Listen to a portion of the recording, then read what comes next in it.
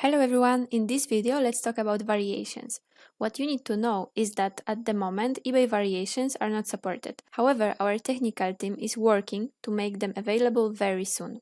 For the moment, if you want to list more than one variation, you must list them individually as different items and they must have different and unique URLs. So let's say for example you want to list this pillow. As you can see that choosing each color, its URL address changes. It means you can list them individually as different items. Now let's take a look at this example. As you can see, I'm trying to choose different sizes, but URL doesn't change. Since your variations share the same URL, the software will always consider the first one. So in this case, you won't be able to list any other size than the first one. Please note that that's the feature that our technical team is currently working on, and hopefully variations will be available very soon. Thank you very much for watching us. Please follow HustleGoThrill on social media to stay tuned, and don't forget to check our YouTube channel. Have a nice day.